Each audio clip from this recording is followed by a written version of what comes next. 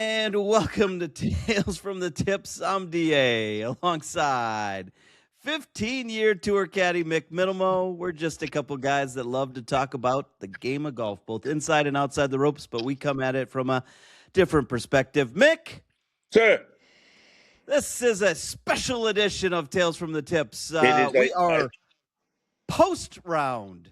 yes, post rounding. We had a little hiccup last week, so we had to delay a few things, and here we are talking about. I think the PGA Tour needs to do something about their timing. It's really rude for me to get out of bed at 5 o'clock in the morning to watch golf. It is. It's rude. So the PGA has to adjust to Melbourne Standard Time. Is that what you're saying? Yes. Yeah.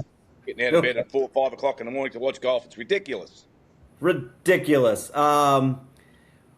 Yeah, as you mentioned, we did have a few. Well, we had life happened this past week. Yeah, it sure did. Life happened. A lot happened.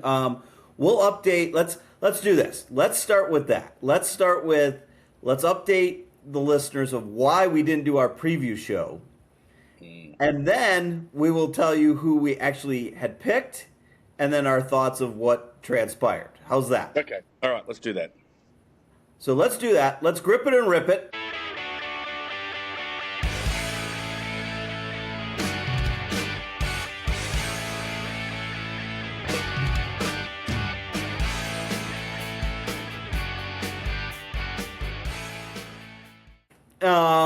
Okay.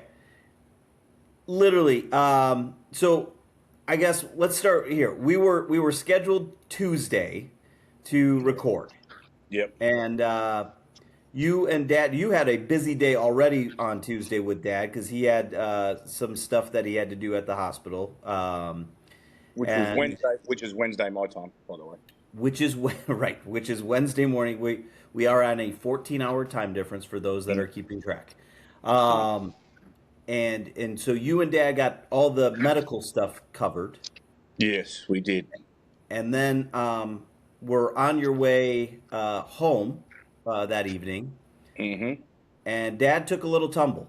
He did have a little tumble in a parking lot. Had a very rough tumble. Split his head rather badly. Got a bunch of stitches in there, but prior to that, we were sitting in the living room, waiting for an ambulance to come because we needed to ship him off to hospital. And after about an hour and a half of waiting for ambulances and stuff like that, not the greatest country in the world to get an ambulance, by the way. Not that I am. It's horrific.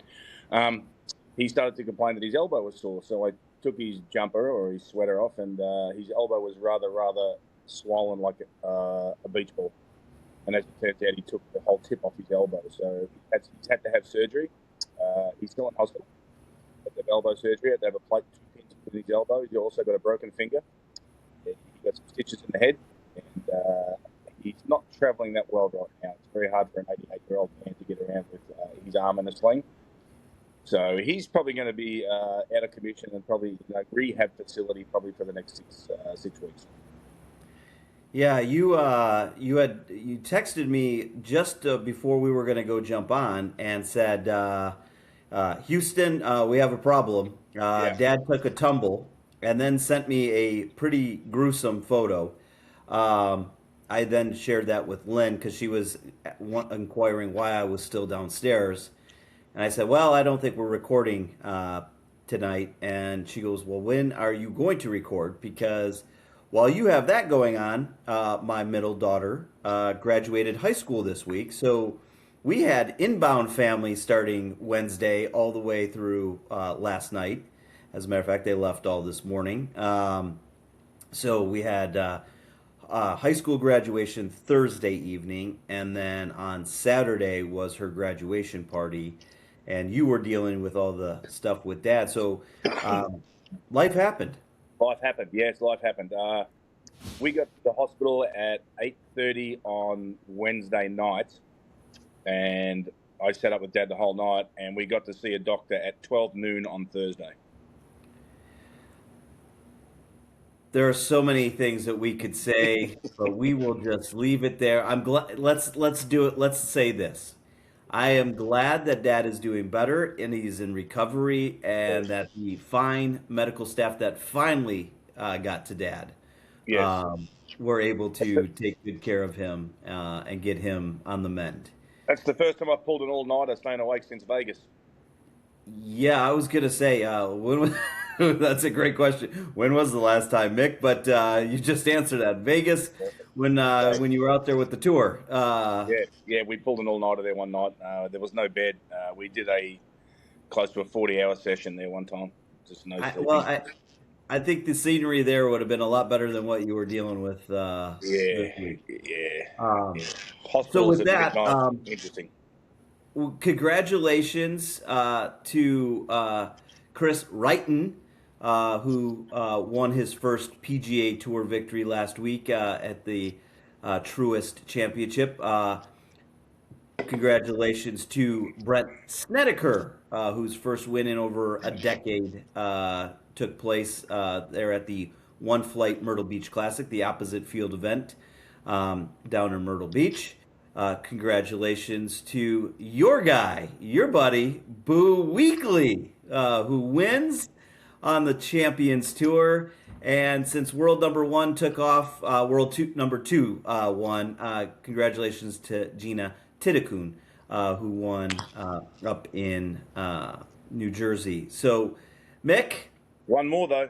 Greg Owen won on the Champions Tour on the European Tour. that that is correct. Greg did win. He's on a roll right now. He's played some really good golf. Yes.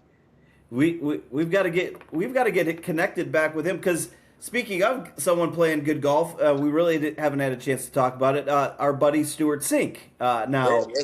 Made the cut at the tournament. Just gone. yeah, I don't know if he's heading to Morocco for the Champions Tour event. I have not texted with him. I know rough week here at Aronomik, but other than that, let's get into our preview slash post of the Post. PGA Championship. Aronomik Golf Club in Newtown Square, Pennsylvania, aka Pennsylvania. Mick, Yes. I know you've been out there. Yes, I have so. Give me your thoughts on Aronomik Golf Club. Well, apparently it's changed a little bit since I was there last. I don't know whether that's for the better or not. It's a boring golf course. Boring It's golf course. It's a boring, long golf course with crappy greens. Yeah, I'm not a big fan of that place. I've got to tell you. And I just sugarcoated that then too, by the way. You really did. I think our audience deserves a little bit more than a little sugarcoat. Yes, it was recently redesigned by Gil Hance. A lot was made going into the tournament about how many trees were removed off the property and that it was going to be a bomber's paradise. Last time I checked, Aaron RAI is not a bomber. Yeah, he still moves it okay though. They can all move it okay. I mean, I did watch Rory drive a 397-yard par 4 yesterday. The 13th. That is true. He had a couple of big bombs again today, and then he lost some accuracy and found himself in some trouble. I think the golf course played very well for the conditions. The gentlemen they experienced about three different seasons this week out there. Cold, blustery, and gray on Thursday. I would call it more fall temperatures, low 60s, mid 60s on Friday with some sun peeking through, but still the winds were there. Saturday was a beautiful day out there, and the scores reflected it. And then today, obviously, low 80s, and the winds were up, but really there wasn't a lot of movement until the back nine when Aaron RAI decided to just go off to 65. One player went off and shot on the back nine. It was, if you liked watching pars, it was a good golf course. It was a good tournament to watch. Yeah, I mean, so I think Friday. I think when they were interviewing some of the players on Friday, the players were being a little more They're being diplomatic, like I am right now. Right. So you can read between the lines. They were being diplomatic about the pin placements, which were some of them were just horrific. But Well, and you got Scotty made himself very clear on Friday after the and round you got robin. pin positions that weren't fantastic and stuff like that. So I don't think the course. I think the PGA did a very poor job of setting up the golf course. How I dare think you? they How tried to dare make you it. criticize Kerry Haig? Well, I just did, Right? but I didn't mention his name. You did. I didn't. Kerry, that wasn't. I didn't mention your name. Everybody, hey, listen, if you're going to get all the credit for a good golf course setup, then you're going to get the criticism too. Yes, and there should be criticism because it wasn't a very good setup. And if you're trying to turn it into a US Open type format, well, they probably did that, and I don't think that was what people want to see. I don't believe so. So, On the good news, though, one of the PGA professionals, club pros, one made the cut this year, which is one more than last year. there you go. Do you want to name him? Nah, No, are you done with him too? nah, it's just the same. It's just, and then I have to get on Facebook and look and look all the things, and I have to see Michael Block's head there 10 times because he played well in a PGA Championship 5 years ago, and we still have to talk about it. Blah blah blah. Nah. I know you love that there are 20 guys that can qualify for this. And you know what? And all the power to them. And but this goes to show you how hard golf is. And if people don't realise how hard this game is, then you have 40 players. And you know, obviously some were the same from last year. But okay, out of the 40 that did it, only one made the cut in the last 2 years. These guys are all plus handicap golfers. Every one of them. Every one of them is a plus handicap golf. They've earned their way into it, and none of them can make the cut. So don't sit back and say these guys are great golf. They are good. They're very good golfers. But it just goes to show you how hard golf is and how hard it is to play on the PGA Tour. Twin Peaks is the best in the game. Here, your favorite drafts are poured at a frosty 29 degrees, and rare barrel-aged whiskeys are served just the way you want them. It's bigger game days and bolder fight nights. I mean, where else can you find a scratch kitchen that always comes in clutch every day from lunch to late night? Only at Twin Peaks, the #1 sports bar. Hit a home run for happy hour and ask your Twin Peaks girl about local specials on drafts, cocktails, shots, and more. I was going to say you nailed it with the last part of that statement. How hard it is and how good these guys are on the PGA Tour. And I think congratulations to John Rahm. I believe he will finish runner-up. I haven't seen the final standings. Aaron was basically getting congratulated. Tied second, 6 under.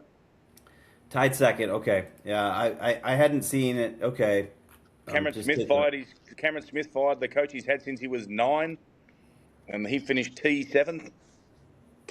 Yeah, well, a couple of the live guys had a good week. David Puig had a good week this week. It was good to see Padraig Harrington finish. Made the cut. Yeah, finished -1. Finished eagle par birdie. Little tight 18th action there, so that's good work there. Nice to see Justin Thomas with a really good. I mean, early in the clubhouse. I'm surprised it took you this long to mention your little boy there, your little man crush. Listen, he has not been playing great. That back injury is definitely. It was good to see Justin play well. It was good to see. I wore this just for you today because of the Justin Thomas thing. So this was just for you. I got the best Titleist hat that there is. Yes, actually, I had a wonderful conversation with Jared's wife this week. Wonderful conversation. Anyway, good to see Ludwig Oberg finally finish a tournament well. Now he shot what did he end up shooting? 69 today for 5 under. But it really Aaron Rai just played some phenomenal golf on the back nine today. Let's mention Patrick Reed finishing top 10. Well, and you were. I was a little surprised last night when you said that you were pulling for Patrick Reed. I was confused. The words that I didn't think you would have come out of your mouth. It's called gambling. It is called gambling. Now, let's get into our picks. You, sir, and I always scratch my head because you get mad at me that I bring this up. In December, you picked Scotty Scheffler, Scotty Scheffler. who finished T14. T14. And then, out of nowhere, on Thursday morning, I got Sepp Straka. Yeah, for the Quinella. Again, gambling. Oh, is that what it was? I was confused. I was driving into the office, and all of a sudden, I'm explaining this to the listening audience. Mick is a man of very few words. So let's just be very clear about that. There's so a lot of people who are not going to agree with that. In text messages, you do not... Right. And so, in the context of what we were talking about, we had not gotten to, hey, let's have a secondary pick. We never even had that conversation. No. And all of a sudden, Sepp Straka. And so I just fired back Jason Day. I thought Jason had been playing good. Now, I think Jason finished, hold on, let me scroll. T65. 65th, all right. Another top 70 in a major. Right. My pick in December was Victor Hovland. When we were going to do our show on Tuesday, I was going to be begging you to get another pick because I have not felt very good about how Victor has been playing.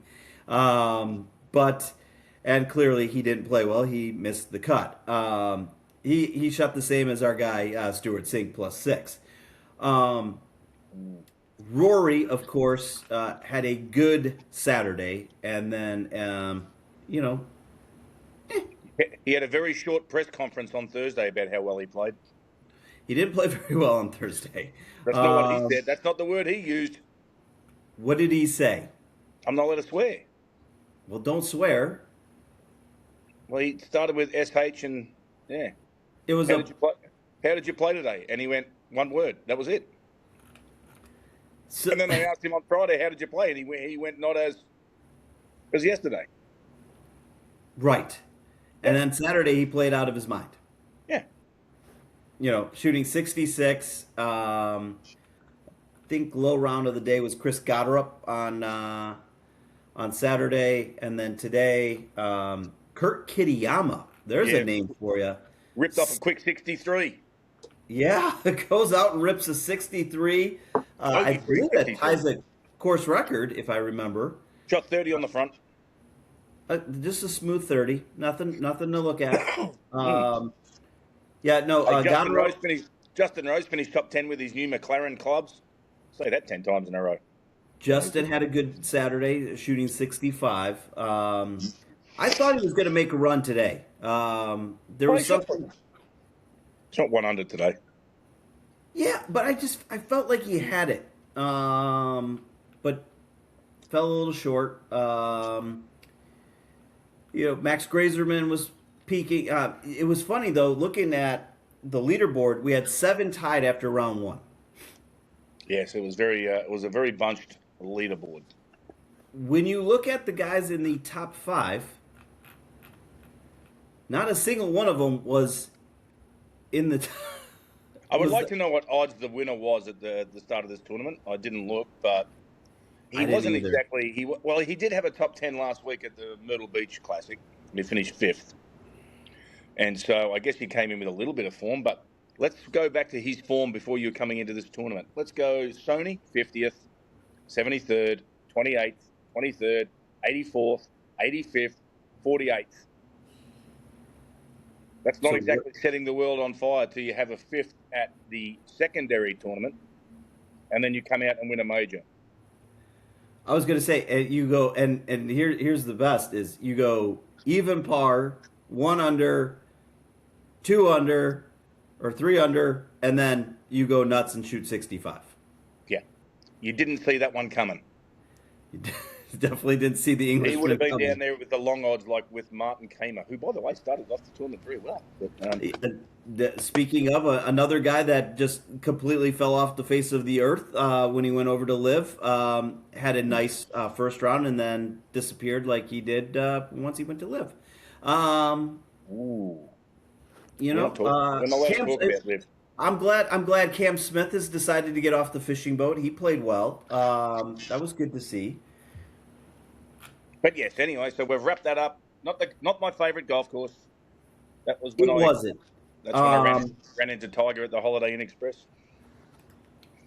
This is the one. This was, what was this? The AT&T that was out there. I do believe it was the AT&T that was hosted by Tiger Woods and Nick Watney. Mm-hmm. Okay. I don't have the yardage book. I went looking to see if I had the yardage book here, but it must be with my yardage books in the USA. Because I definitely know I have one for that tournament, that golf course. Would you? Maybe so we've got. We've got the. We had to. We go back to Texas for the CJ Cup, Byron Nelson next week, where Scotty's in the field. Mick, let's put a bow on the PGA Championship. Congratulations to the winner. Very surprising, but it's nice to see a little bit of an unknown come up there. Put his name out there. Good to see. I hope. Can't have the same people winning every week. What's that? We can't have the same people winning every week. I like it. It's nice to see. It was good to see. Now we turn to the CJ Cup, and then the Charles Schwab, and then Mick. In 3 weeks, we're at the Memorial. Your favorite? Love it. No, I do. I like the golf course. Love the golf course. Any other takeaways, or are you ready? There's going to be a bunch of people on the range this week wearing 2 gloves to see if it works. Is there going to be a run on 2 gloves? Yeah, he's not the first. Tommy Two Gloves used to have. He was out there all the time with his 2 gloves on. And he uses iron covers too. Remember? Stop it. He does. Stop it. He does. He has iron covers on his irons. Aaron Rai does not have iron covers on his irons. You sure? No, I wouldn't bet you on it. But what would that be like to be his caddy? Annoying. Would you charge him more? I'm just having a little check of it now. Yeah, he uses iron covers. He uses iron covers. There you go. Man, move on. Leave it up to the English. Yeah. Okay. We will. We're gonna have an episode. We'll actually get into the Byron, the Byron Nelson this upcoming week. It's changed. It used to be a good tour. Yeah, they're at Craig Ranch now in McKinney, which I have played that golf course. Have caddied there, not in a PGA Tour event. I caddied there at the Corn Ferry Championship at the end of the year for Bradley Hughes. Yeah, good golf course. It's always played well. I mean, Scotty obviously won there last year. He's going to play in this event.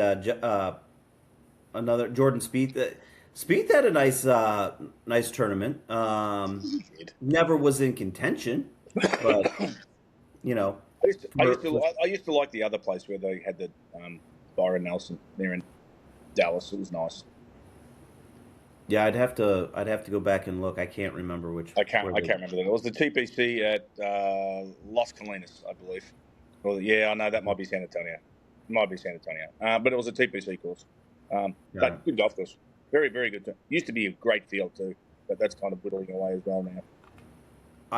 Before we get out of here, because I know we're going to make this an abbreviated edition, I wanted your thoughts on Boo Weekley winning. I know you were excited. That's a good friend of yours. I love Boo. Great man. One of the nicest people you'll ever meet in your life. The best ball striker I've ever seen on the PGA Tour. You have some pretty funny stories about you and Boo. Yeah, we've had drinks together on many occasions. We used to stay at the Knights Inn there at Tampa for the tournament down there, which was the worst hotel in the world. But you would only ever see one courtesy car in the parking lot in that place, and that was Boo Weekley's. And he used to sit out the front in his chair and drink his cans of Busch Light. And then, we finally decided that this was probably the last year we were ever going to stay at the worst hotel ever, because it really got worse and worse as it went along. Actually, he took me into his room to show me his bathtub and had the biggest hole in the middle of it. Yeah, it was good stuff. That was it. And if you ever Want to Google Boo Weekley getting knocked out by an orangutan? True story. Boo Weekley knocked out by orangutan. True story. They were at some bar sometime, and it was obviously he's from the panhandle, things going on. You could get in there and have a little wrestle or a little fight with an orangutan. I'm going back 30 years, and Boo lost. I did not even see this coming. I knew you had some stories. I didn't know that orangutans were involved. Yeah, well, every now and again I'll come up with something. Anything else that you want to share before we get on out of here today? Okay, so this is, I'm just looking at it. I just Googled it right there. Boo Weekley was 16 years old. He attended a county fair where a challenge. Anyone who could land a punch on an orangutan for $50. $5 entry fee to get in there. You had to you had to sign a waiver with a headgear and stuff like that, and Boo lost. True story. You can Google it. It is a 100% true story. And there it is, ladies and gentlemen. What you don't know, what we will say on this podcast. I know when Boo and I used to get drunk together, it was a very hard conversation to have the Australian accent going full bore, and then he would change to his absolute panhandle South accent, and it was very, very hard for people to understand anything that we were saying. It was a lot of fun. An Aussie and a Southerner. Go figure. Well, yeah, good man, Boo Weekley. Very happy for him. Yeah, I knew you and I kind of were going back and forth, and we were hoping he was going to hold on, and good to see him get a win out there on the Champions Tour. I'm sure he's the only player to ever win on the PGA Tour that's been knocked out by an orangutan. I think that could be a good bar stat, yes. See, the things that other people won't tell you on their podcast, we know here. Inside information.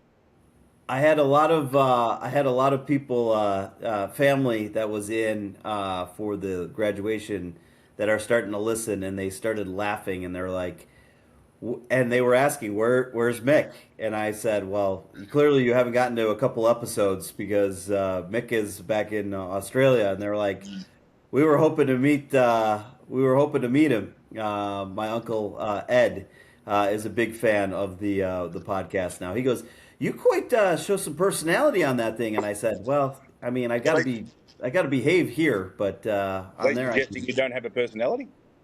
I guess not. I guess I'm very late. I guess I'm very reserved. Maybe they just think you're a boring sales guy. I don't know. But there's another side to him. Sorry, Lynn. Does Lynn listen? No, she doesn't listen to this. Okay, good. Perfect. But and my good friend Ben said to say hello. Hello. I had to pass those messages on. Anybody who wants to drop a line, say hello. I'll personally get back to you. I've got plenty of time at the moment to do things. And Small Child did say that you better be here in 2 years. I'll be back for the graduation. Don't worry. She said, Uncle Mick better be there. And I said, I'll be back for the graduation. You will be Plus, back. I got to play golf with my good mate, Dr. Jerry. We were bouncing back and forth this week, texting. There you go. How to teaching me how to talk on the podcast. I'm heading out. I get to play in the Kennesaw State University Dot Martin Classic tomorrow, Mick, out at Governor's Club. Dump. Well, it'll be good to be out, except, Mick, they turned up the temperature out there. What's it going to be tomorrow? 92. Yeah, I'd be happy with that. I like playing golf in the heat. Yeah. I'm all over it. But I do not like playing golf at Governors. Sorry to all those people who spend millions of dollars to be a member at Governors. Don't like it. It was Bentwater's 89 today, and it felt like 100. So it's been raining here for the last 2 days. It's a little chilly. It's probably 45 degrees at the moment. Yeah. I don't miss that. Hence the brown grass hoodie. Yeah. We. By the way, did you see the schedule release? For the Falcons? Yeah. Of course I did. Of course you did. Do you want to put your 2 cents in on that? We get to play the Steelers with Aaron Rodgers making another comeback at the age of 700. It's good. Yeah. Can't wait. Can't wait to see Aaron Rodgers again. Yeah, good. I hope he signs him for another 5 years. Dud. Great bloke. Your buddy Aaron. Yeah, my buddy Aaron, great bloke. No, yes, I did see it. It's gonna be a tough year for the Falcons. Yeah.